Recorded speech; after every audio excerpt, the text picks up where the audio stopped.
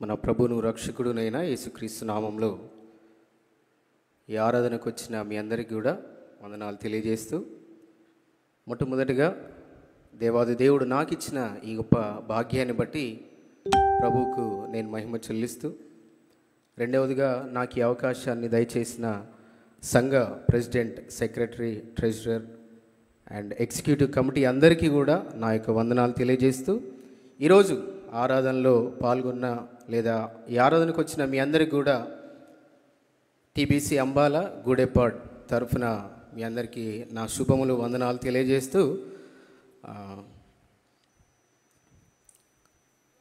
యాక్చువల్గా ఒక చిన్న పల్లవి నేను పాడి దేవుని వాక్యంలోనికి వెళ్తా. There is a reason. ఇది పాడడానికి ఒక కారణం ఉంది. I tell after. అది పాడిన తర్వాత నేను దాన్ని మీతో పంచుకుంటా. కృతజ్ఞతతో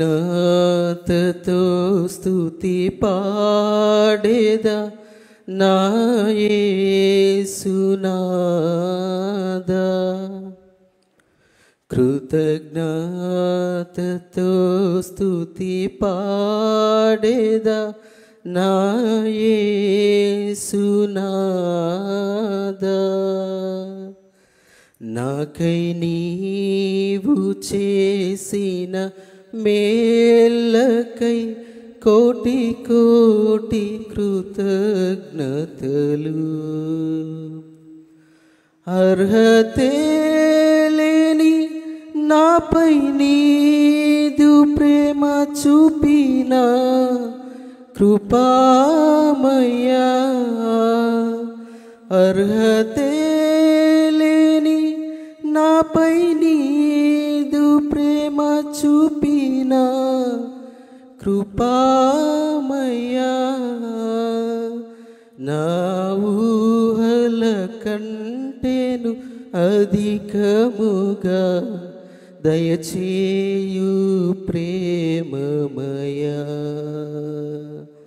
నా ఊహల కంటేను అధికముగా దయచేయు ప్రేమమయా,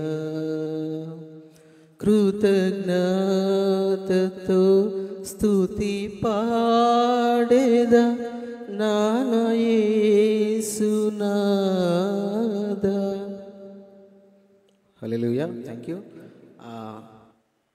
I'm very much thankful, grateful. లేకపోతే చాలా చాలా సంతోషం, ఆనందంగా ఉంది. The one and only reason ఏంటి అంటే, మీరు ఎప్పుడైనా విన్నర్ కావచ్చు మేబీ, లేకపోతే ఎప్పుడైనా చదివారు కావచ్చు. ఏంటంటే, అదే స్కూల్లో చదువుకొని అదే స్కూల్కి టీచర్ అయిన వాళ్ళ గురించి ఎప్పుడైనా విన్నారా? ఎప్పుడు వినలేదా? అట్లీస్ట్ అదే స్కూల్లో చిన్నప్పటి నుండి చదువుకొని అదే స్కూల్కి టీచర్గానో, ప్రిన్సిపల్గానో, లేకపోతే కొంచెం హెడ్ ఆఫ్ ద డిపార్ట్మెంట్గా అయిన సందర్భాలు ఉన్నాయి. I know that. అంటే నేను కొన్ని చదివిన వార్తలలో. So that is the same feeling ఈరోజు నాకు అదే. ఎందుకంటే this is where I started. ఇక్కడే నా ప్రారంభం జరిగింది.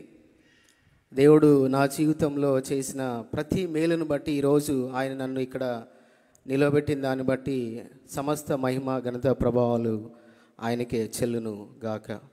మంచిది. మరి ఈరోజు కొరకు ఏర్పాటు చేయబడిన వేదవాక్య పఠనాన్ని ఒకసారి నేను చదివాక మనము ఆ వాక్యంలోనికి వెళ్దాం.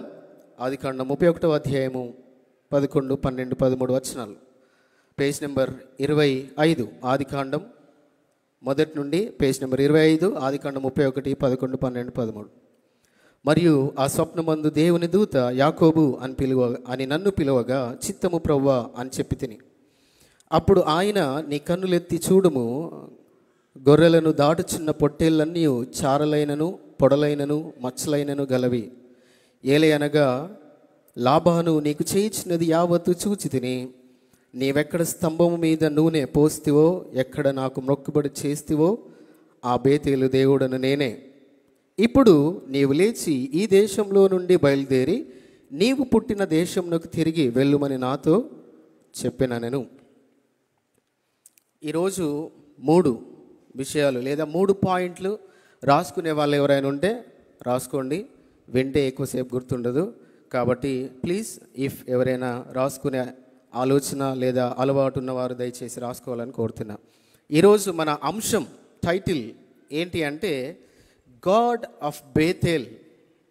గాడ్ ఆఫ్ బేతేల్ అంటే బేతేలు దేవుడు అని అర్థం.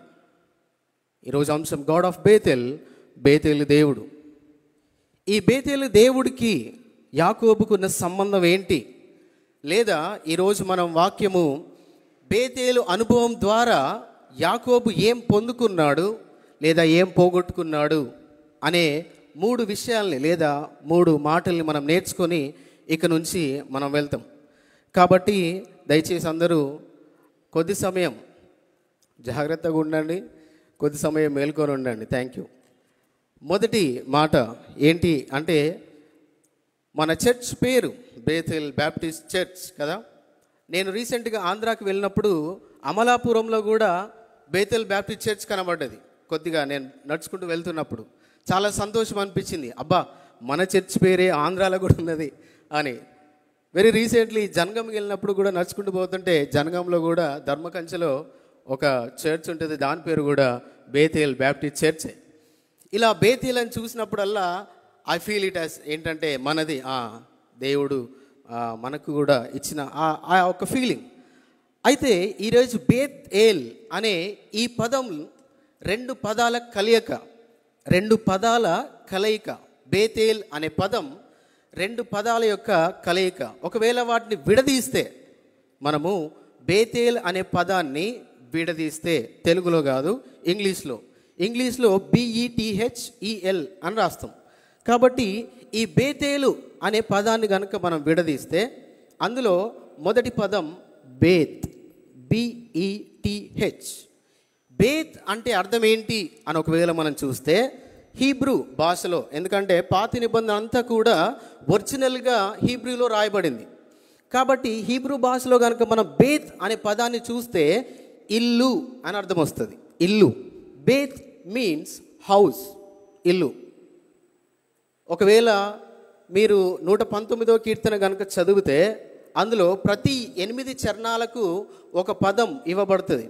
అవేంటి అంటే హీబ్రూ ఆల్ఫబెట్స్. ఎలాగైతే మనకు A to Z ఆల్ఫబెట్స్ ఉన్నాయో, హీబ్రూలో ఉన్న పదాలన్నీ కూడా మనం 119వ కీర్తనలో చూడవచ్చు, చదువుకోవచ్చు. సో అలా రెండో పదం ఏంటి అని చూస్తే బేత్, దాని అర్థం ఇల్లు. ఆ తర్వాత మిగిలిన 2 పదాలు ఏంటి అంటే ఎల్, బేత్ ఎల్.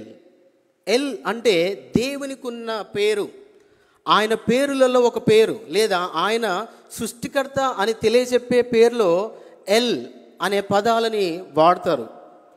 ఒకవేళ మనకు అర్థం కావడానికి ఉదాహరణగా చూస్తే ఎల్ షడాయ్ అని అంటారు, లేదా ఎల్ షదాయ్ అనే మాట రాస్తూ ఉంటారు చాలామంది కార్ల మీద కానీ, లేకపోతే ఇంటి మీద కానీ, లేకపోతే స్కూటర్ల మీద కానీ కొంతమంది రాసుకుంటూ ఉంటారు. L Shaddai, L Shaddai. ఇవి 2 ఇంగ్లీష్లో చూస్తే కొంచెం కాంపౌండ్ నేమ్స్ అంటారు. 2 పదాలు, 2 పేర్లు కలిపిన దాన్ని అలా పిలుస్తారు. కాబట్టి ఈరోజు బేత్ ఎల్ అని అంటే ఎల్ అనగా దేవునికి ఉన్న నామం లేదా దేవుడు. ఎలోహీం, ఎల్ షడాయ్ లేదా ఎల్ రోయి. ఎల్ రోయి అంటే చూచుచున్న దేవుడు అని అర్థం. కాబట్టి అలా బేత్ ఎల్ ఈ రెండింటిని కలిపి కనుక ఒకవేళ మనము చదివితే దాని అర్థం ఏమొస్తుంది చెప్తారా ఎవరైనా? దేవుని ఇల్లు, హౌస్ ఆఫ్ గాడ్. బేతేల్ అంటే హౌస్ ఆఫ్ గాడ్, దేవుని ఇల్లు. దేవుని ఇల్లు. ఈ దేవుని ఇల్లుకు యాకోబుకి సంబంధం ఏంటి అని ఒకవేళ మనం చూస్తే 28వ అధ్యాయం కనుక కొంచెం వెనక్కి వెళ్తే, ఆదికాండంలో 28వ అధ్యాయంలో ఒక మాట మనం చదువుకోవచ్చు. అది ఎక్కడ అనంటే 16వ వచనం నుండి నేను చదువుతున్న, జాగ్రత్త వినండి. యాకోబు నిద్ర తెలిసి నిశ్చయముగా యెహోవా ఈ స్థలమందున్నాడు, అది నాకు తెలియకపోయేననుకొనెను. ఆ తర్వాత భయపడి ఈ స్థలం ఎంతో భయంకరము, ఇది దేవుని మందిరమే కానీ వేరొకటి కాదు, పరలోకపు గవిని ఇదే అనుకొనెను. తెల్లవారినప్పుడు యాకోబు లేచి తాను తలగడగా చేసుకునే రాయి తీసుకు దానిని స్తంభముగా నిలిపి దాని కొన మీద నూనె పోసెను. మరియు అతడు ఆ స్థలమునకు బేతేలు పేరు పెట్టెను. బేతేలు అనే దగ్గర 1 నెంబర్ వేసి ఉంటుంది. ఫుట్ నోట్ మీరు కనుక కింద చదివితే దానికి అర్థం అక్కడ ఇవ్వబడి ఉంటుంది. ఏంటిది? దేవుని మందిరం. అందరం చెప్దామా? దేవుని మందిరం.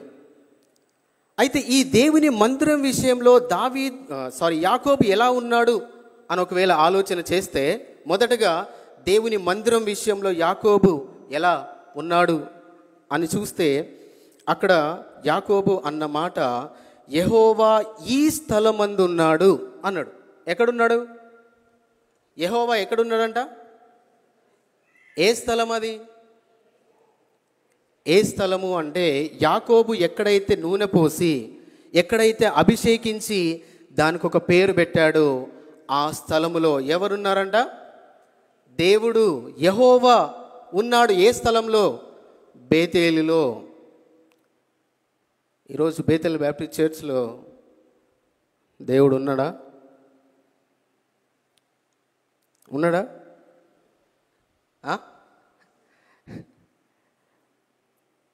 ఉన్నాడన్న వాళ్ళందరూ కూడా హల్లెలూయా చెప్తామా? హల్లెలూయా. ఎవరైనా చెప్పలేదా? యాకోబు he was experience the presence of God.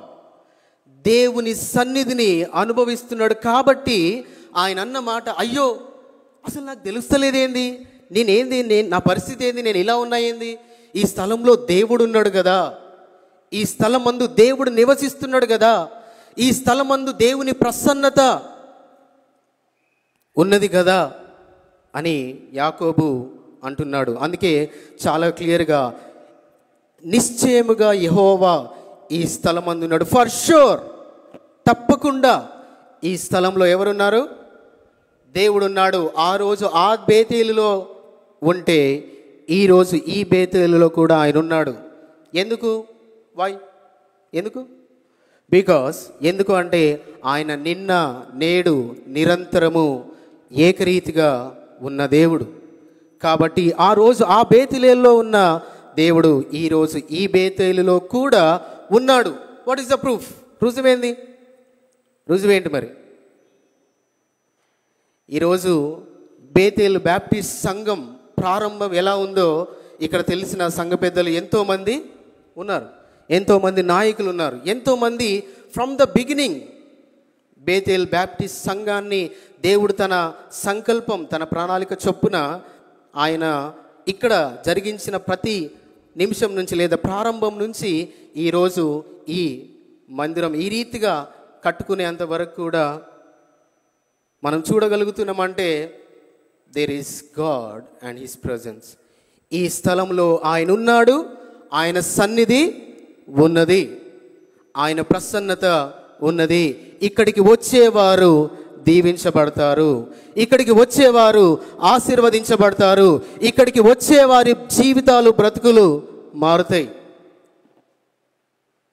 ఈరోజు బేతేలులో దేవుడున్నాడు. సంఘం విషయంలో ఎప్పుడు అనాలోచితంగా మాట్లాడద్దు. Because church belongs to Christ. సంఘం యేసుక్రీస్తు, ఆయన శిరస్సు, మనందరం ఆయన శరీరం. కాబట్టి ఆయన విలువ పెట్టి కొనుక్కున్న ఈ సంఘం, ఈ మందిరం, ఈ ఆయన ఇల్లు, ఇందులో ఆయన ఉంటాడు, ఆయన ఉన్నాడు. ఆ విషయాన్ని ఎప్పుడు మర్చిపోవద్దు. అదేవిధంగా యాకోబు 17వ వచనంకి వచ్చేసరికి ఒక మాట అంటూ ఉంటాడు, భయపడి ఈ స్థలము ఎంతో భయంకరము, ఇది దేవుని మందిరమే కానీ వేరొకటి కాదు, పరలోకపు గవిని ఇదే అనుకోనాను. రెండవది, యాకోబు బేతేలు అనుభవంలో కనుక మనం చూస్తే ఆయన ఆ బేతేలు గురించి ఏం మాట్లాడుతున్నాడు, లేదా హౌస్ ఆఫ్ గాడ్, దేవుని మందిరం లేదా దేవుని ఇల్లు గురించి యాకోబుకున్న ఆలోచన, యాకోబుకున్న వివేచన ఏంటి అంటే, మొదటిది he acknowledge that God is in Bethel. బేతేలులో దేవుడు ఉన్నాడు అని తెలుసుకున్నాడు. రెండవది అక్కడ భయపడి అని 17వ వచనంలో మొదటి మాట రాయబడి ఉన్నది, భయపడి కదా. కొన్ని ఇంగ్లీష్ వర్షన్స్లో కనుక మనం చూస్తే, కొన్ని ఇంగ్లీష్ వర్షన్స్లో చూస్తే అక్కడ డ్రెడ్ఫుల్ అని ఉంటుంది. డ్రెడ్ఫుల్ అంటే ఇది ఎప్పుడొస్తుంది తెలుసా? చావు భయం ఎట్లుంటుందో ఆ మాటకు దాన్ని వాడతారు. చావు భయం ఎలా ఉంటుందో దాన్ని చెప్పేటప్పుడు ఫియర్ఫుల్ అని వాడరు చాలా వరకు. చావు భయం దగ్గరకు వచ్చినప్పుడు దానికి వాడే మాట డ్రెడ్ఫుల్ అని అంటారు. కొన్ని వర్షన్స్లో యాకోబు ఎలా ఉన్నాడంటే అంతటి భయము చేత దేవుని మందిరం అని తెలుసుకున్నప్పుడు, దేవుని మందిరం అని గ్రహించినప్పుడు, దేవుని మందిరం యొక్క ప్రసన్నతను అనుభవించినప్పుడు తనకు కలిగిన మొట్టమొదటి అనుభవం ఏంటి అంటే హీ వాస్ డ్రెడ్ఫుల్. ఒకవేళ మనకు అర్థమయ్యే భాషలో మాట్లాడుకోవాలంటే చాలా చాలా భయపడ్డాడంట. Do we really fear in Bethel? Bethel Baptist సంఘానికి వస్తే మనం భయపడతామా? బేతేల్ బ్యాప్టిస్ట్ సంఘంలో కూర్చుంటే మనం భయపడతామా? బేతేల్ బ్యాప్టిస్ట్ సంఘంలో ఒకవేళ మనం ఇంకేదైనా చేస్తే భయపడతామా? భయం ఉందా? Do we have fear like Jacob? యాకోబుకు బేతేలు స్థలం అంటే ఉన్నటువంటి భయం ఈ రోజున దేవుని మందిరం, దేవుని ఇల్లు బేతేల్ అంటే భయం ఉందా? నీకు నాకు, ఈరోజు నా ఫ్యామిలీ ఉంది ఇక్కడ. This preaching is to me, నాకు, నాతో పాటు నా కుటుంబానికి, నా కుటుంబంతో పాటు సంఘానికి కూడా. ఏదో కూర్చున్నారు కదా మీకు చెప్పేసి నేను వెళ్ళిపోతా అని కాదు. దిస్ ఈజ్ ఫర్ మీ, నాకు కూడా. దేవుని వాక్యం రెండంచులు కలిగిన ఖడ్గం, ఎటువంటి ఖడ్గం కంటే పదునైంది. కాబట్టి ఈ రోజున do we fear in Bethel? Bethel సంఘంలో భయం ఉందా దేవుడంటే? బేతేలు సంఘంలో భయపడుతున్నామా దేవుడికి? Do we fear? ఎందుకంటే ఈ స్థలం గురించి ఒకవేళ అక్కడ మనము చూసినట్లయితే యాకోబు భయపడ్డాడు. ఒకవేళ అదే స్థలం గురించి, దేవుని ప్రసన్నత, దేవుని స్థలం, దేవుడు ఉండే ఆ ప్రాంతం గురించి ఒకవేళ దాని క్రాస్ రిఫరెన్స్గా నిర్గమకాండం కనుక ఒకవేళ మనం చూస్తే 3వ అధ్యాయము, నిర్గమకాండం 3వ అధ్యాయము 5 నుంచి 6 వచనాలు కనుక చదువుకుంటే అక్కడ ఒక మాట రాయబడి ఉన్నది. అందుకాయన 46, పేజ్ నెంబర్ 46, అందుకాయన దగ్గరకు రావద్దు, నీ పాదముల నుండి నీ చెప్పులు విడువుము, నీవు నిలిచి ఉన్న స్థలము పరిశుద్ధ ప్రదేశము అనేను. యాకోబు ఆ పరిశుద్ధ స్థలం, అదే స్థలం, ఏ స్థలం? దేవుడున్న స్థలం. అది బేతేలు కావచ్చు, అది ఆయన ఉన్న ఏ స్థలమైనా అది పరిశుద్ధమైనదే, పవిత్రమైనదే. అది ఏ స్థలమైనా ఒక విశ్వాసిగా నువ్వు నేను భయపడాల్సిందే. మనలో భయం ఉందా? దేవుని సన్నిధికి వచ్చినప్పుడు భయం ఉందా మనలో? భయంతో వస్తున్నామా? Do we come with the trembling fear? యాకోబు భయపడినట్టుగా డ్రెడ్ఫుల్ ఫియర్తో ఆ స్థలం విషయంలో తను మాట్లాడిండు. ఎందుకంటే నిశ్చయముగా దేవుడు ఈ స్థలంలో ఉన్నాడు కాబట్టి ఐ షుడ్ బి ఫియర్ఫుల్. నేను చాలా చాలా జాగ్రత్తగా ఉండాలి. ఎక్కడికి వస్తే?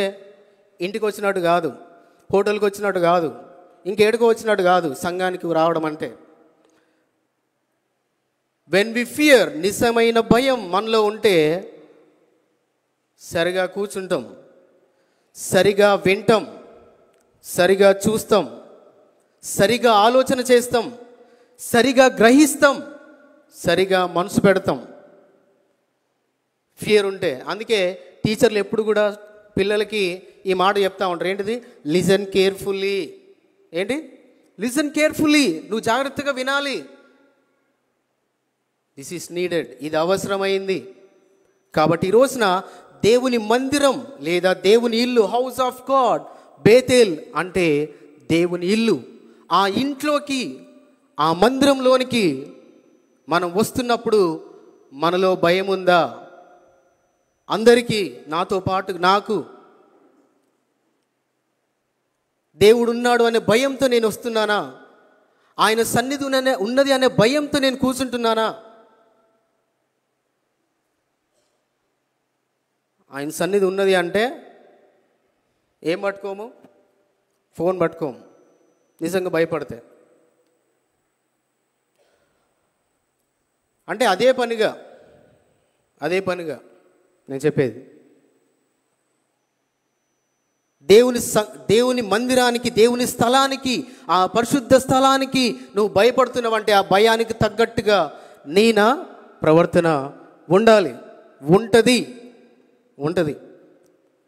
అని దేవుని వాక్యం చెప్తుంది. ఎందుకు అంటే, ఒకసారి ప్రసంగి గ్రంథం 5వ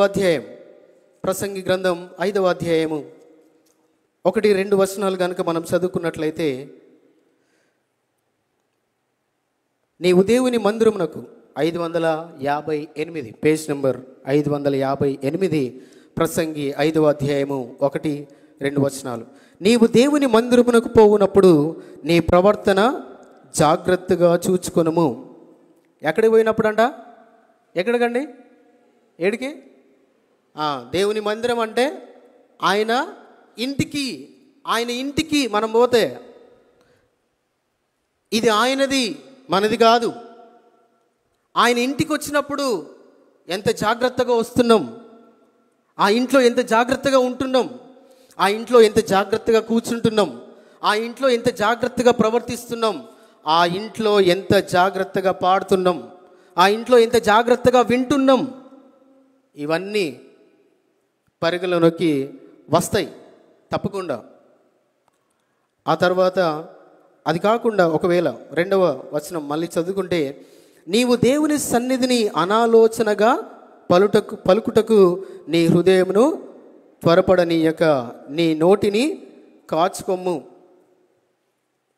దేవుని మందిరంకి వచ్చినప్పుడు ఏది జాగ్రత్తగా ఉండాలంట? ఏది జాగ్రత్తగా ఉండాలి? హృదయం, నోరు, ఇవి జాగ్రత్తగా ఉండాలంట. వీటన్నిటిని సూచించేది ప్రవర్తన, బిహేవియర్, అవర్ యాటిట్యూడ్ అనుకోవచ్చు. ఒకవేళ ఈరోజు ఆయన మందిరానికి వస్తున్నప్పుడు, ఆయన ఇంటికి వస్తున్నప్పుడు ఎలా ఉన్నాం మనం? యాకోబు దేవుని సన్నిధిని అనుభవించిండు, గ్రహించిండు, భయపడ్డాడు. ఈరోజు మనం ఎలా ఉన్నాం? కొన్నిసార్లు ఎప్పుడైనా మీరు గమనించారా? మేబీ గమనించే ఉంటారు. ఏంటంటే, ఒకవేళ మనం గనక వేరే అతిథుల ఇంటికి, ఒకవేళ ఎవరైనా గెస్ట్ ఇంటికి మనం వెళ్తే, మనము మన పిల్లలకి చాలా జాగ్రత్తలు చెప్తాం. ఏమని? అడిగి పోయినాకలా ఏం చేయొద్దు, నువ్వు ఏడవద్దు, నువ్వు అరవద్దు, నువ్వు ఎగరద్దు, నువ్వు దునకద్దు, నువ్వు చిల్లర పనులు ఏవి చెయ్యొద్దు. పిల్లలంటేనే జనరల్గా kids are made for naughty కదా. పిల్లలంటేనే కొంచెం అలా ఉంటారు. కానీ ఎందుకు వేరే వాళ్ళ ఇంటికి వెళ్ళినప్పుడు ప్రవర్తన జాగ్రత్తగా ఉంచుకోవాలి. ఒకవేళ వాడు కనుక ఎట్లా పడితే అట్లా ఉన్నాడు అనుకోండి, అప్పుడు ఎవరిని అంటారు? దయచేసి చెప్పాలి మీరు. ఎవరిని అంటారు? తల్లిదండ్రులను. ఏం పోరాడు, ఏం పోరే, ఎట్లా పెంచలేదు, ఓ మాట చెప్తే తింటలేరు కదా. ఈరోజు దిస్ హ్యాపెన్స్. మనం వేరే వాళ్ళ ఇంటికి వెళ్ళినప్పుడు, ఒక అతిథి ఇంటికి వెళ్తున్నప్పుడు మన పిల్లల్ని, వాళ్ళ ప్రవర్తనను జాగ్రత్తగా ఉండాలి. కొందరు అయితే భర్తలు భార్యలకు కూడా చెప్తారు, అమ్మా నువ్వు ఎక్కువ మాట్లాడు, పోయాడా ఎక్కువ మాట్లాడకు. కొన్నిసార్లు భార్యలు కూడా చెప్తారు భర్తలుగా, ఎక్కువ వద్దు, ఏం బాగా ఏంది సోది పెట్టకు, 1 2 3 ముచ్చట్లు మాట్లాడినా వచ్చినమా. ఎందుకు మరి వేరే వాళ్ళ ఇంటికి వెళ్ళినప్పుడు ఎందుకు మనం జాగ్రత్తగా ఉండాలి? ఎందుకు మన ప్రవర్తన జాగ్రత్తగా ఉండాలి? ఎందుకు మన పిల్లల ప్రవర్తన జాగ్రత్తగా ఉండాలి? It shows what kind of attitude or behaviour. ఈరోజు దేవుని మందిరానికి, దేవుని ఇంటికి వస్తున్నప్పుడు యాకోబు ఎలా ఉన్నాడో ఈరోజు వాక్యంలో మనం వింటున్నాం. అయితే ఈ బేతేలులో ఇప్పటి వరకు మనం వినేది బేతేల్ అంటే ఏంటి?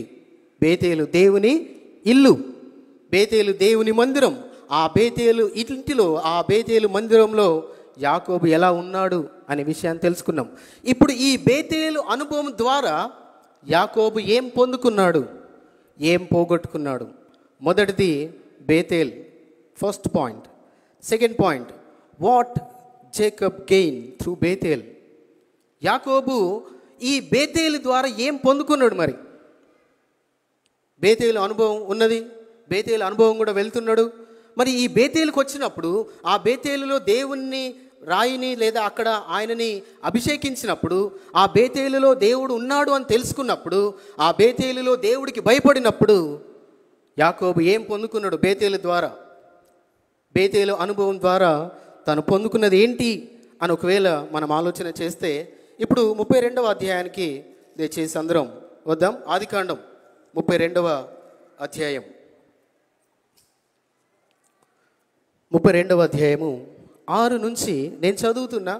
ఎందుకంటే ఒకరు చదివి మళ్ళీ నేను చదివితే టైం నాకు సరిపోదని నేనే చదువుతున్నా. 6వ వచనం, 32:6. ఆ దూతలు యాకోబు నొద్దకు తిరిగి వచ్చి, మేము నీ సహోదరుడైన ఏశావు నొద్దకు వెళ్ళితిమి, అతడు 400 మందితో నిన్ను ఎదుర్కొన వచ్చుచున్నాడని చెప్పగా. ఈ కాంటెక్స్ట్ ఏంటి, సందర్భం అంటే, యాకోబు తిరిగి ఆ బేతేలులో దేవుడు చెప్పినప్పుడు నువ్వు తిరిగి నీ ఇంటోళ్ళ దగ్గరికి వెళ్ళిపో, నీ బంధువుల దగ్గరికి వెళ్ళిపో, నీ రక్త సంబంధికుల దగ్గరికి వెళ్ళిపో అని చెప్పినప్పుడు సరే అని బయలుదేరుతాడు. అలా బయలుదేరి వెళ్తున్నప్పుడు తనకు ఎదురుగా, తనని ఎదుర్కోవడానికి ఎవరు వస్తున్నారు? విన్నోళ్ళు, చదివిన వాళ్ళందరూ ఎప్పుడు ఎవరు వస్తారు? ఏశావు ఎవరు? యాకోబు సొంత అన్న, యాకోబు అన్న.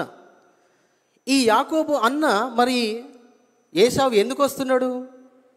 ఒకవేళ మనం అక్కడ చదువుకున్నట్లయితే, యాకోబు మిక్కిలి భయపడి తొందరపడి ఏశావు ఒక గుంపు మీదికి వచ్చి దాన్ని హతము చేసిన ఎడల మిగతా గుంపు తప్పించుకొని పోవుననుకొని తనతోనున్న జనులను, మందలను, పశువులను, ఒంటెలను 2 గుంపులుగా విభాగించిండు.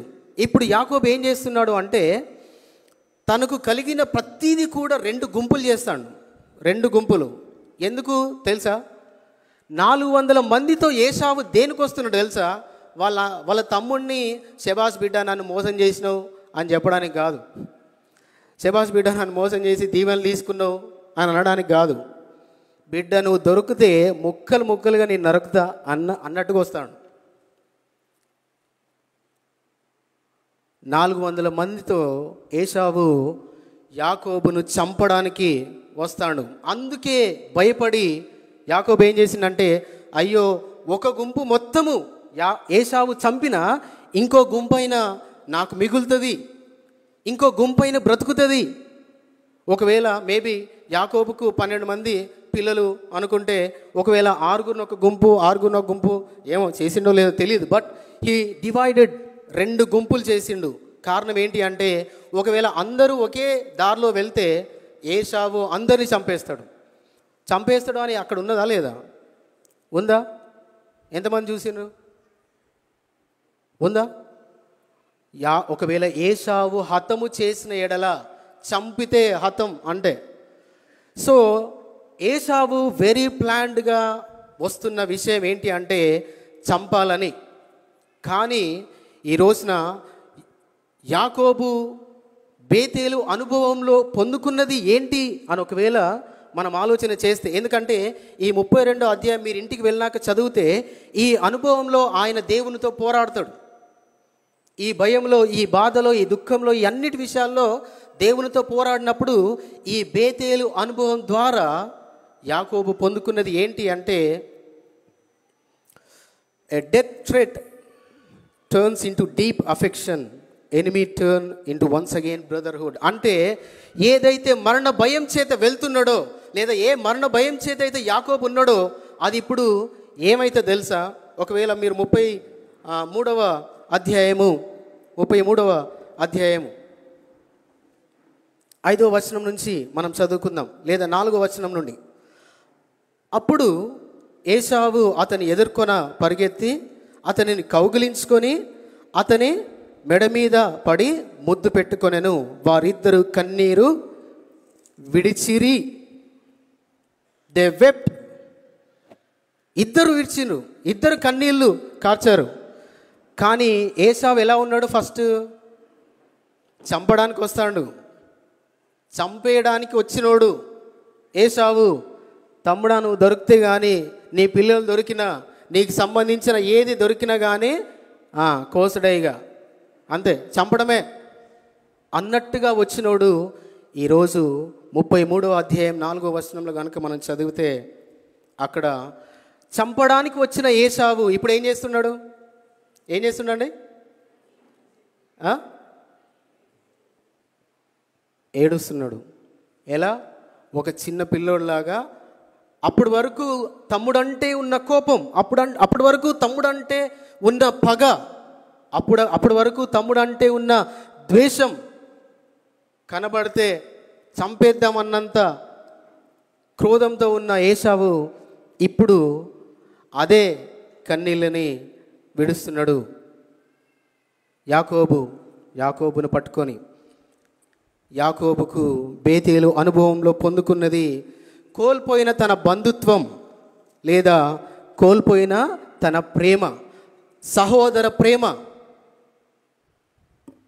ఈరోజు ఈ బేతేలు అనుభవంలో మనకది ఉండాలి. ఎంతమంది మనం మనోళ్ళతో మాట్లాడతలేము? మన ఇంట్లో వాళ్ళతో, ఎంతమంది మన కుటుంబ సభ్యులతో ఇంకా మనము ఏసావులాగా కోపం పెట్టుకొని, ద్వేషం పెట్టుకొని, లేదా మనసులో ఏదో ఇంకో ఒకవేళ ఉంచుకొని ఉంటే, ఆ బేతేలు అనుభవంలో యాకోబు పొందుకున్నది ఏంటి అంటే, తన శత్రువుగా ఉన్న తనన్న ఇప్పుడు తిరిగి ఒక మంచి, తన ప్రేమ కలిగిన సహోదరుడుగా మారాడు. ఈ బేతేలులో అలాంటి అనుభవాలు ఉండాలి, రావాలి, జరగాలి. ఇంకా మనసులో ఏదో పెట్టుకొని వచ్చి ఇక్కడ ఆరాధిస్తే డస్ గాడ్ యాక్సెప్ట్ చేస్తాడా? నో. ఎందుకంటే నువ్వు మందిరానికి వెళ్ళేటప్పుడు దేన్ని జాగ్రత్తగా చూసుకోమన్నాడు? నీ ప్రవర్తన, నీ నోరు, అలాగే నీ హృదయం. ఈరోజు ఎలా ఉంది? ఈ బేతేలులో మన హృదయాలు, ఈ బేతేల్ బ్యాప్టిస్ట్ సంఘంలో మన ఆత్మీయ జీవితం, మన హృదయాలు ఎలా ఉన్నాయి? కోపంతో, ద్వేషంతో, పగతో, ఇంకా ఏవైనా ఉంటే, ఒకవేళ దేవుడు ఇస్తున్న అవకాశం కావచ్చు, ఈ బేతేలు ద్వారా పోగొట్టుకున్నవి, కోల్పోయినవి పొందుకోవడానికి ఈ బేతేలు సంఘం ఉన్నది. ఈ బేతేలు అనుభవం ఈరోజు మనకు అలా మనం పొందుకుంటున్నామా? బేతేలు ద్వారా వాట్ ఆర్ యు గెయినింగ్? ఈరోజు ఈ బేతేలు సంఘం ద్వారా నువ్వు నేను ఏం పొందుకున్నాం, ఏం పొందుకుంటున్నాం? యాకోబు అయితే తన అన్నను పొందుకున్నాడు, తన కుటుంబ సభ్యున్ని పొందుకున్నాడు, తన బంధాన్ని పొందుకున్నాడు, తన బంధుత్వాన్ని పొందుకున్నాడు.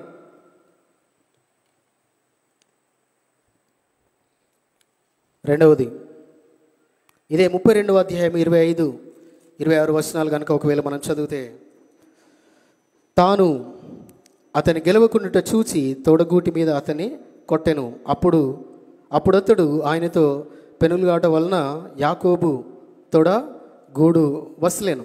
ఆయన తెల్లవారుచున్నది గనుక నన్ను పోనిమ్మనగా అతడు, నీవు నన్ను ఆశీర్వదించితేనే గాని నిన్ను పోనీయనెను. ఎవరన్నారు ఈ మాట? ఎవరన్నారండి? వింటున్న వాళ్ళందరూ చెప్పాలి. ఎవరన్నారు? యాకోబు అన్న మాట ఏంటంటే, అక్కడ ఒకవేళ మనం ఆలోచన చేస్తే, a blessing out of pain. ఎందుకు అంటే, దేవుడు యాకోబును తొడ మీద కొట్టినప్పుడు తన తొడగూడు ఏమైందంట? వసలేను. మీరు ఒకవేళ ఇంగ్లీష్లో చదివితే ఇట్ వాస్ డిస్లొకేటెడ్ అని ఉంటుంది. డిస్లొకేటెడ్ అంటే అర్థం తెలుసా? మనకు కొన్నిసార్లు చిన్న హెయిర్ లైన్ ఫ్రాక్చర్ అయితేనే ఇంత పెద్ద సిమెంట్ పట్టేస్తారు. అవునా అవునా? హెయిర్ లైన్ ఫ్రాక్చర్స్కి కూడా చాలా పెద్దగా పట్టి వేస్తూ ఉంటారు. కానీ అక్కడ యాకోబుకు నడిచే నిలబడే ఓపిక కానీ శక్తి కానీ బలం కానీ లేదు. తొడగూడు వసలేను, it was dislocated from his body. అయినా కూడా యాకోబు ఏమంటుంది తెలుసా? దేవా, నువ్వు ఆశీర్వదిస్తేనే నిన్ను విడిచిపెడతా, నువ్వు ఆశీర్వదిస్తేనే నిన్ను వదిలేస్తా. ఈరోజు ఈ బేతేలు అనుభవంలో ఒకవేళ ఈ బేతేలు ద్వారా మనకు ఏమైనా గాయమైనా దాని వెనకాల ఉన్నదేంటి? ఆశీర్వాదం. దేవుడు ఆశీర్వాదానికి కర్త. ఈ రోజున మన జీవితంలో ఏ బాధ గుండా వెళ్ళినా, ఏ దుఃఖం గుండా వెళ్ళినా ఈ బేతేలు ద్వారా వీ కెన్ బి బ్లెస్డ్. ఎందుకంటే యాకోబు చాలా దృఢంగా తీర్మానం తీసుకొని అన్నమాట, ప్రభువా నువ్వు ఆశీర్వదిస్తేనే నేను వదిలా, నువ్వు నా తోడేగొట్టు, నా చెయ్యేగొట్టు, ఇంకేంటన్నా కొట్టు. ఒకవేళ మనం అనుకుంటే wherever you hit me, what ever you do, but bless me, నన్ను దీవించు, నన్ను ఆశీర్వదించు, నువ్వు ఆశీర్వదిస్తేనే తప్ప నేను వదలను, విడిచిపెట్టను అన్నాడు. ఎంతమంది ఇలాంటి పట్టుదల కలిగి ఈ బేతేల్ బ్యాప్టిస్ట్ సంఘానికి వస్తున్నాం మనం? ఎంతమంది పట్టుదల కలిగి ఈ బేతేల్ బ్యాప్టిస్ట్ సంఘంలో ప్రార్థన చేస్తున్నాం? దేవా, ఈ సంఘంలో నేను ప్రార్థిస్తున్నా, నువ్వు నన్ను, నా కుటుంబాన్ని ఆశీర్వదిస్తేనే తప్ప నేను నిన్ను విడిచిపెట్టను, నేను సంఘాన్ని వదలను.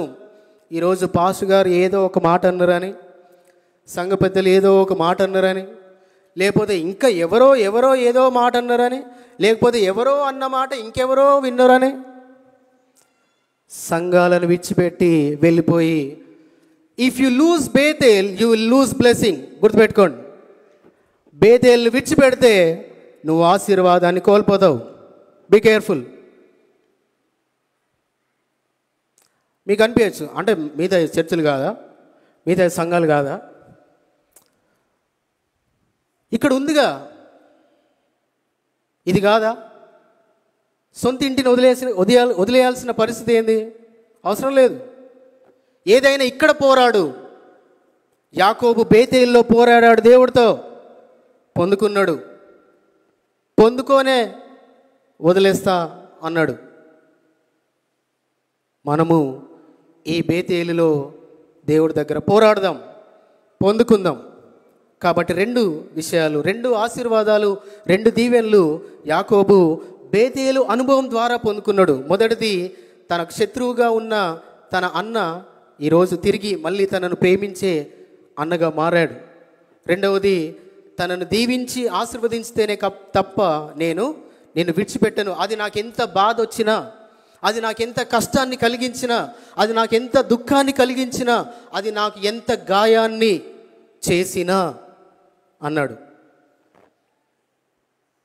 ఇది రెండవది పాయింట్.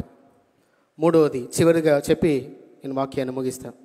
మూడవది, what Jacob gain through Bethel. ఇంతకుముందు రెండవ మాట, యాకోబు బేతేలు ద్వారా ఏం పొందుకున్నాడు చూసాం. చివరిగా బేతేలులో యాకోబు పోగొట్టుకున్నది ఏంటి మరి? What did Jacob lose in Bethel? బేతేల్లో పొందుకున్నాడు, ఓకే, మరి ఏం పోగొట్టుకున్నాడు అని ఒకవేళ మనం ఆలోచన చేస్తే, యాకోబు అనే పేరుకు అర్థం, యాకోబు అనే పేరుకు అర్థం ఏంటి?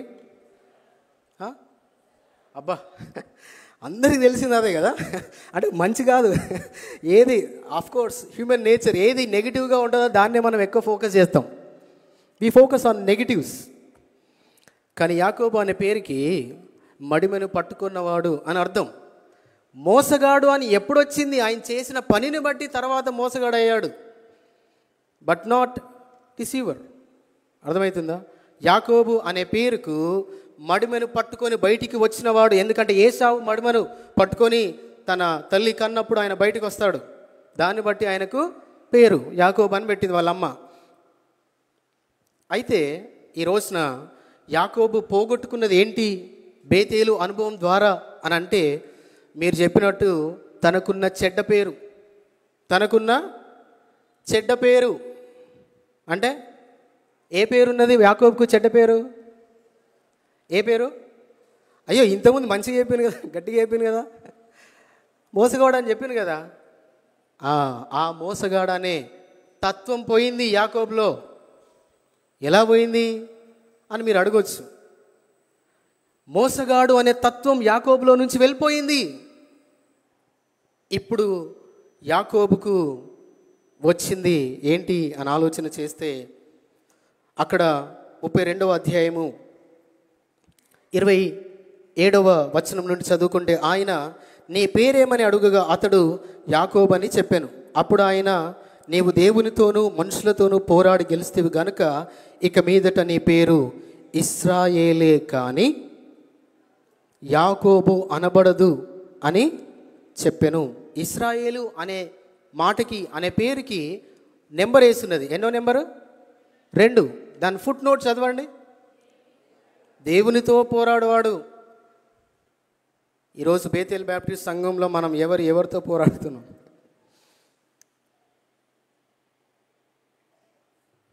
Are we struggling with God or people? మనుషులతో పోరాడుతున్నామా, దేవునితో పోరాడుతున్నామా? బేతేల్ బ్యాప్టిస్ట్ సంఘంలో ఎవరితో మన పోరాటం జరుగుతుంది?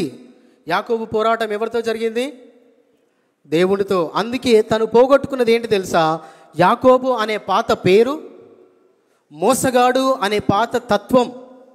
అంతేకాదు ఆ మోసగాడు అనే మచ్చ కూడా పోయింది. ఇప్పుడు ఏం పేరు వచ్చింది? ఇప్పుడు ఏం వచ్చింది అంటే సాక్షాత్తు దేవుని పేరుతో అక్కడ దేవునితో పోరాడువాడు. హ్యూమన్లీ స్పీకింగ్, ఒకవేళ మనుషులుగా మనం ఆలోచన చేస్తే మనం దేవునితో గెలవగలుగుతామా? Can we win with God? Can we win against God? మరి యాకోబు దేవునితో పోరాడి గెలిచిండు అని ఆయనకు పేరుందిగా. అది వేరే సబ్జెక్ట్. దేవుని చిత్తం అయితే దాన్ని ఎప్పుడైనా కంటిన్యూ చేద్దాం. ఈరోజు యాకోబు బేతేలు అనుభవంలో పొందుకున్నవి చూసాము. ఈరోజు పోగొట్టుకున్నవి ఏంటి అంటే తనలో ఉన్న చెడు, తన మీద ఉన్న చెడు, తన మీద పడిన చెడు, తనకు అంటిన చెడు, లేదా అనుకోవచ్చు ఏదైనా, మోసగాడు అనే పేరు, మోసగాడు అనే తత్వం, మోసగాడు అనే మరకలు కావచ్చు. అంతేకాదు తను పోగొట్టుకున్నది ఇంకోటి, తన అన్నతో శత్రుత్వం కూడా పోయింది. ఇప్పటికీ శత్రువుల అన్నదమ్ముల మళ్ళీ యాకోబు ఏశావు, దే వర్ యునైటెడ్. వాళ్ళు మళ్ళీ కలిసిపోయిండు. ఇప్పుడు వారి మధ్యలో శత్రుత్వం లేదు. వారి మధ్యలో ఏం లేదు? శత్రుత్వం లేదు. అందుకే ఒకరి మీద ఒకరు పడి ఒకరినొకరు కౌలించుకొని ఏడ్చారు. జేకబ్ లాస్ట్ ఎనిమిటీ విత్ ఏసావుతో ఉన్న శత్రుత్వం కూడా పోయింది. ఎక్కడ పోయింది? బేతేలులో పోయింది. బేతేలు అనుభవంలో పోయింది. మనకు పోయిందా? మనకున్నాయా? పోగొట్టుకుందామా? పట్టుకుందామా? ఈరోజు యాకోబు పోగొట్టుకొని తను దీవెనకు, ఆశీర్వాదానికి గుర్తుగా తన జీవితాన్ని బేతేలు అనుభవం ద్వారా పొందుకున్నాడు. కాబట్టి చివరిగా ఈరోజు ఒక మాట గుర్తు చేసి నేను దేవుని వాక్యాన్ని ముగించడానికి నాకు ఇంకా 10 minutes ఆఫ్ టైం ఉంది, మేబీ 5 minutes, 5 to 7 minutes. కాబట్టి ఆ విషయాన్ని నేను గుర్తు చేసి దేవుని వాక్యాన్ని ముగిస్తా. ఇదంతా జరిగిన తర్వాత దేవుని మందిరం, దేవుని ఇల్లు అనబడిన బేతేలు ఏ రీతిగా ఆ బేతేలులకు వచ్చినప్పుడు ఈరోజు నువ్వు, నేను, మనం ఎలా ఉన్నాం జాగ్రత్త. ఎలా కూర్చున్నాం, ఈవెన్ కూర్చున్నది కూడా కౌంట్ అయింది. జాగ్రత్త. ప్రవర్తన అన్నీ కలుపుతుంది. ద వే యు సిట్ అన్నీ. కాబట్టి ఈరోజు ఎంత జాగ్రత్తగా దేవుని మందిరం, దేవుని ఇంట్లోకి ఎంత జాగ్రత్తగా మన ప్రవర్తనని చూసుకుంటూ వచ్చాము, ఉన్నాము, దేవుని ఆరాధించాము అని చూసాం. రెండవది, ఈ బేతేలు అనుభవం ద్వారా యాకోబు ఏం పొందుకున్నాడు అంటే తన బంధుత్వాన్ని, తన ప్రేమను, తన అన్నను, అంతేకాదు దీవెనను, ఆశీర్వాదాన్ని. గాయమైనా కూడా, గాయపడినా కూడా చివరిగా ఏం పోగొట్టుకున్నాడంటే తన మీదున్న మోసగాడనే మాట, మచ్చ, ఇంకేదైనా కావచ్చు. అలాగే తన అన్నతో ఉన్న శత్రుత్వం. చివరిగా 28వ అధ్యాయానికి మరలా మనం వస్తే, ఇదే ఆదికాండము 28వ అధ్యాయము 22వ వచనం.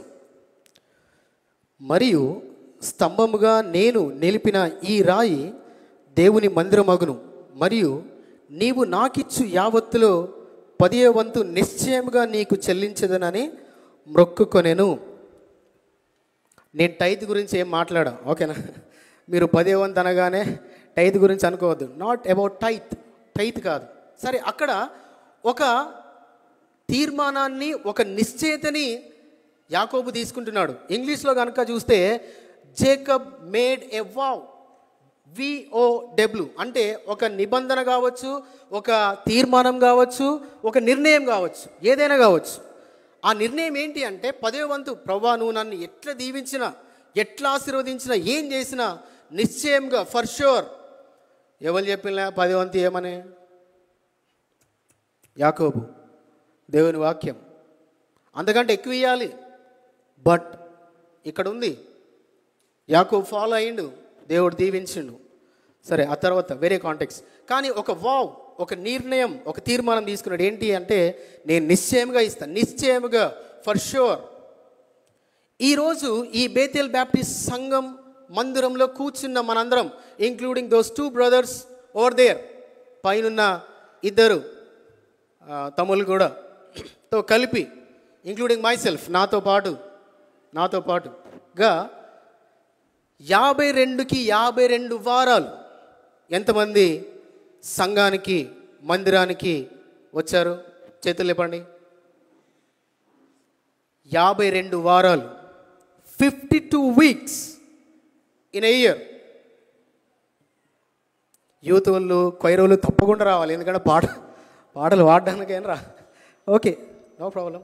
బట్ ఈరోజు దేవుని మందిరానికి, దేవుని ఆలయానికి దూరంగా ఉండి నువ్వు నేను ఏం సాధించలేం, ఏం పొందుకోలేం. ఈరోజు యాకోబు నిర్ణయం తీసుకున్నట్టుగా, can you take a vow? ఈరోజు మనం ఒక నిర్ణయం తీసుకుందామా? ఏది ఏమైనా, అదే సండే పూట ఫర్ ఎగ్జాంపుల్ గవర్నమెంట్ డ్యూటీ తప్పకుండా వేసిన అనుకో, పోవాలి. ఓ సార్ డ్యూటీ సార్, పోవాలి. పోకపోతే ఉద్యోగం పోతుంది, లేకపోతే ఒక రోజు శాలరీ కట్ అవుతుంది, ఒక నెలలో 1% పోతుంది. చర్చికి పోకపోయినా పర్వాలేదు, ఇంట్లో ఉన్నా పర్వాలేదు, ఖాళీగా కూర్చున్నా పర్వాలేదు, టీవీలు చూసినా పర్వాలేదు, కాలక్షేపం చేసినా పర్వాలేదు. But Sunday it has become an optional. Bethel అంటే ఒక ఆప్షనల్గా అయిపోయింది, మ్యాండేటరీ కాలే. మ్యాండేటరీగా చాలా మందిలో నుంచి పోయింది. అయ్యో ఇలా ఆరాధన, అయ్యో ఇలా సంఘం, అయ్యో ఇలా మందిరం, తప్పకుండా పోవాలి, తప్పకుండా వెళ్ళాలి. ఈరోజు నేను మిస్ అవ్వద్దు, ఈరోజు నేను కోల్పోవద్దు బేతేలు అనుభవం. ఏమన్నా పోతే పోయినాం, లేతే లేచినాం. కొంతమంది, నేను సండే స్కూల్ టీచర్గా పనిచేసిన అప్పుడు కొంతమంది పిల్లల గురించి వాళ్ళ పేరెంట్స్ని అడిగితే, అమ్మ ఎందుకు మీ పిల్లలు పంపిస్తలేరంటే, సార్ లేతలేరు సార్. అదే పొద్దున ట్యూషన్కో, పొద్దున క్లాస్ ఉన్నది, పొద్దున క్లాస్ 7 గంటలకు, వాడిని 2 తన్నైనా పంపిస్తారు. కానీ చర్చికి పోకపోతే ఏమైతే, ఒక్కరోజు సండే స్కూల్, ఒక్క వారం సండే స్కూల్ పోకపోతే ఏమైతే ఏం కాదు. Nothing makes difference. ఏమైంది? ఏం కాదు. ఒక్క వారం ఆదివారం ఆరాధనకు రాకపోతే ఏమవుతుంది? ఏం కాదు. అదే రోజు దేవుడు ఏమైనా చేస్తే తెలుస్తుంది బేతేలు అనుభవం అంటే ఎట్లుంటుంది. బేతేలు సంఘం లేదా బేతేలు దేవుని సన్నిధి కోల్పోతే ఎంత కోల్పోతామో మనం ఒకవేళ క్యాలిక్యులేట్ చేసుకోగలిగితే మనకు అప్పుడు భయం వస్తుంది, యాకోబులాగా.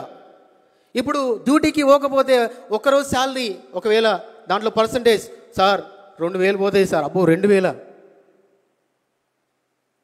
కానీ ఒక వారం ఆరాధన పోకపోతే ఏం నష్టం ఉన్నది? ఏం లేదు. ఏం నష్టం ఉన్నది? కనబడుతుంది మనకు నష్టం.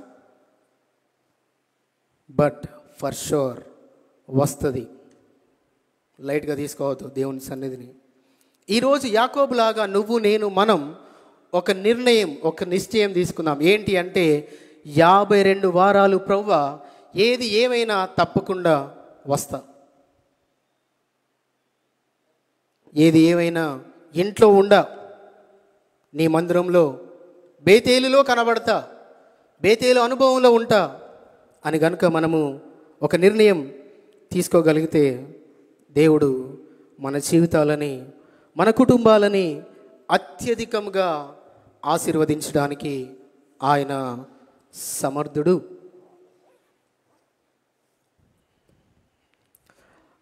నేను బైబిల్ మోయగానే అందరూ బైబిల్ పోస్తారు. అంటే జనరల్గా అంతటా జరిగేది కదా. పాస్టర్ గారు బైబిల్ క్లోజ్ చేయగానే అందరూ కూడా బైబిల్ క్లోజ్ చేస్తారు. This happens. జస్ట్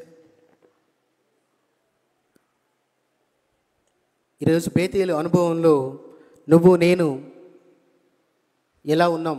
ఈ బేతేలులో దేవుని ఇంట్లో మనం ఎలా ఉన్నాం? Let us retrospect our self. మనల్ని మనం పరీక్షించుకుందాం, మనల్ని మనం పరిశీలించుకుందాం. బేతేలును పోగొట్టుకోవద్దు, బేతేలు అనుభవాన్ని పోగొట్టుకోవద్దు. బేతేలులో పొందుకుందాం దీవెనలు, ఆశీర్వాదాలు. పోగొట్టుకోవాల్సిన చెడు ఏదైనా ఉంటే దాన్ని పోగొట్టుకుందాం. నేను ఈ సంవత్సరంలో నేను ప్రార్థించుకున్న ఒక తీర్మానం ఏంటి అంటే, ప్రభువా ఈ రోజు నుంచి, లేదా అంటే అనుకున్నా మొన్న రీసెంట్గా, వెరీ రీసెంట్గా ఏంటంటే, ప్రభువా ఈ రోజు నుంచి ఒకవేళ నేను ఎవరి గురించి అయినా నెగిటివ్గా మాట్లాడాలి వస్తే నేను అస్సలే మాట్లాడా. అంటే అనుకున్నా ఏదైనా ఒకవేళ పలానా వ్యక్తి గురించి మాట్లాడాల్సి వస్తే ఒక పాజిటివ్, ఆయనలో ఒక్కటి మంచి కనబడ్డా ఆ మంచి గురించే మాట్లాడాలి అని అనిపించింది అని అనుకున్న మనసులో. దాని విషయంలో నేను ప్రార్థన చేస్తా తప్పకుండా.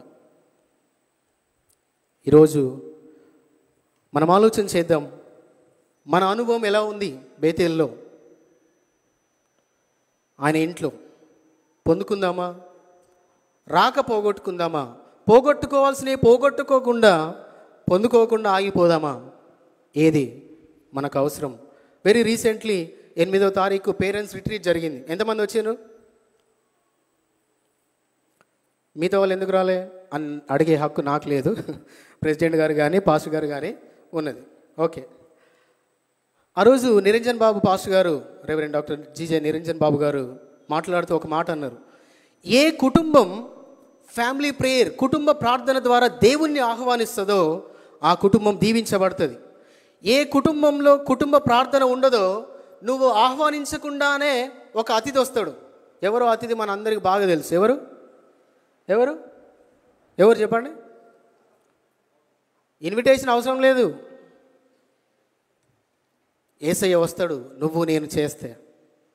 ఈరోజు ఎవరిని మన ఇంట్లోకి ఒకవేళ మనం అలా ఖచ్చితంగా చేయగలిగితే మన ఇల్లే ఒక చిన్న బేతేల్ అవుతుంది. మన ఇల్లే చిన్న బేతేలుగా మారుతుంది. ఏ మినీ బేతేల్. దేవుడు ఈ మాటలన్నీ మన వెనుకలో దీవించి ఆశీర్వదించును గాక. ఒక మాట ప్రార్థన చేసుకుందాం, కళ్ళు మూసుకుందాం. 2 నిమిషాలు యథార్థంగా ప్రార్థన చేద్దాం. ప్రభువుని అడుగుదాం, ప్రభువా ఈరోజు బేతేల్ అంటే అది నీ ఇల్లు. నీ ఇంటికి ఎంత సమయానికి వెళ్ళాలో తెలిసి నేను ఆలస్యంగా వస్తున్నా. నీ ఇంట్లో ఆరాధన ఎప్పుడైతుందో తెలిసి నేను ఆలస్యంగా పోతున్నా. నీ ఇంట్లో ఎప్పుడు నిన్ను ఆరాధించాలో తెలిసి నేను నిర్లక్ష్యంగా ఉన్నా అని ఒకవేళ నీకు నాకు అనిపిస్తే దిస్ ఈస్ ద టైం. ఇది ఆయనతో ఒప్పందం. యాకోబులాగా ఒక నిర్ణయం, ప్రభువా నన్ను క్షమించు. ప్రతి వారం 52 వారాలు ప్రతి వారం సమయానికి రావడానికి నన్ను నడిపించు అని ప్రార్థన చేద్దాం. నీ ఇంట్లో నేను కనబడాలి ప్రభువా. నీ ఇంట్లో బేతేలు బ్యాప్టిస్ట్ సంఘంలో నేను ఉండాలి, నా కుటుంబం ఉండాలి అని ప్రార్థిద్దాం. ఒక నిర్ణయం బేతేలు ద్వారా పొందుకుందాం. పోగొట్టుకోవాల్సిన ఏవైనా ఉంటే, విడిచిపెట్టాల్సిన ఏవైనా ఉంటే విడిచిపెట్టేద్దాం. ప్రభువును మహిమపరుద్దాం. బేతేలు ద్వారా దీవించబడదాం. మహాపరిశుద్ధుడా, మాకు ఇచ్చిన గొప్ప భాగ్యాన్ని బట్టి నీకు వందనాలు చెల్లిస్తూ, ఈ రోజున దేవా మేమందరము నీ వాక్యంలో ఉన్న సత్యాలను ధ్యానించడానికి నువ్వు ఇచ్చిన గొప్ప ధన్యతకై మీకు స్తోత్రాలు. విన్న ప్రతి మాట మా హృదయం అనే పలక మీద మీరు ముద్రించి, దీవించి, ఆశీర్వదించి ఫలింప చేయమని, నీ సంఘాన్ని, నీ బేతేలును, నీ ఇంటిని విడిచి తిరగకుండా నీ ఇంటిలో కనబడే మనసు మా అందరికీ దయచేయమని, నీ ఇంటి ద్వారా, బేతేలు ద్వారా అనేకమైన దీవెనలు, ఆశీర్వాదాలు నీవు ఆశీర్వదించితేనే తప్ప నిన్ను విడిచిపెట్టకుండా మమ్మల్ని బలపరిచి స్థిరపరచమని, ఎంతమంది బిడ్డలు తీర్మానం తీసుకున్నారో వారి తీర్మానాలను స్థిరపరచమని యేసుక్రీస్తు నామములో ప్రార్థించి వేడుకుంటున్నాము తండ్రి. ఆమేన్. మరొకసారి నాకు ఇచ్చిన ఈ అవకాశాన్ని బట్టి సంఘ పెద్దలకు, పాస్టర్ గారికి నా యొక్క వందనాలు తెలియజేస్తున్నాను.